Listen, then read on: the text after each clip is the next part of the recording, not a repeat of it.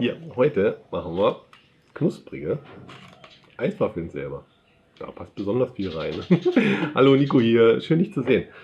Ja, knusprige Waffeln deswegen. Ich brauche nämlich noch für mein Haselnusstafelprojekt knusprige Waffeln. Und wie wir die machen, das zeige ich dir jetzt. Man kann den Teig am Vortag zubereiten und über Nacht im Kühlschrank quellen lassen, was ich empfehle, oder ihn am selben Tag verwenden. Dafür setze ich als erstes einen Topf auf und bringe 45 Gramm Butter zum Schmelzen. Die Butter dann in eine Rührschüssel umfüllen und etwas abkühlen lassen. Dazu geben wir 50 Gramm Zucker. Ich habe hier einen Rohrzucker verwendet, das ist aber nicht nötig. Ganz normaler Haushaltszucker ist völlig ausreichend. Dazu, also wenn die Butter abgekühlt ist, kommt ein Eiweiß von einem Ei Größe M. Die geschmolzene Butter mit Zucker und Eiweiß dann kurz mit einem Schneebesen glatt rühren.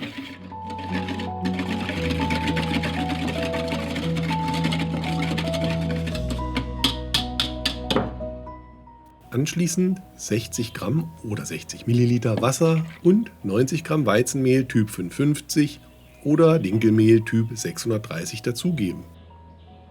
Alles mit dem Schneebesen zu einem glatten Teig verrühren, abdecken und bei Raumtemperatur für 6 Stunden quellen lassen oder besser über Nacht im Kühlschrank.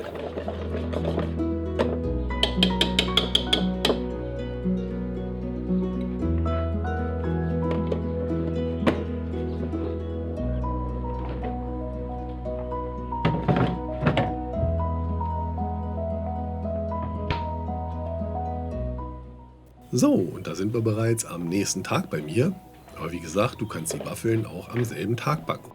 Ich heize als erstes mein Waffeleisen für Hörnchen, einen sogenannten Hörnchenautomat vor.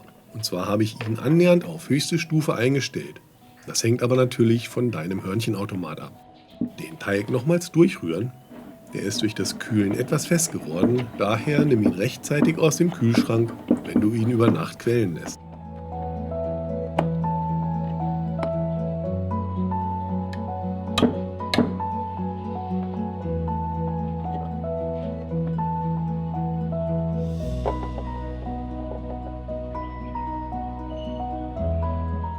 Ich gebe pro Waffel etwa 3 bis 4 Esslöffel Teig auf die Backfläche und verteile ihn noch etwas. Das Waffeleisen schließen und die Waffel in ca. 4 Minuten knusprig und goldbraun backen. Sei so lieb und unterstütze den Nico, indem du kurz auf den Daumen nach oben drückst, damit YouTube erfährt, dass dir das Video gefällt und hilfreich ist. Sei auch so lieb und hilf mir dabei, den Kanal weiter wachsen zu lassen und abonniere meinen Kanal, falls du das noch nicht gemacht hast. Dankeschön! So, genug Eigenwerbung. Weiter geht's mit den Waffeln. Die Waffel herausnehmen und so schnell wie möglich zu einem Hörnchen formen. Ich mache das hier mal ganz cool freihändig, kann ich aber nicht empfehlen, weil es ganz schön heiß wird. Das ist im ersten Moment kein Problem, aber man muss die Waffel dann noch etwas festhalten, bis sie so weit abgekühlt ist, dass sie ihre Form behält, und in der Zeit werden die Finger ganz schön heiß.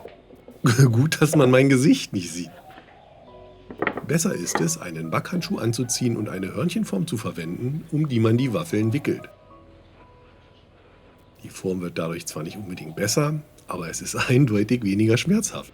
Eine Hörnchenform wird leider nicht immer zusammen mit einem Hörnchenautomaten verkauft. Achte also darauf, falls du dir einen zulegen möchtest.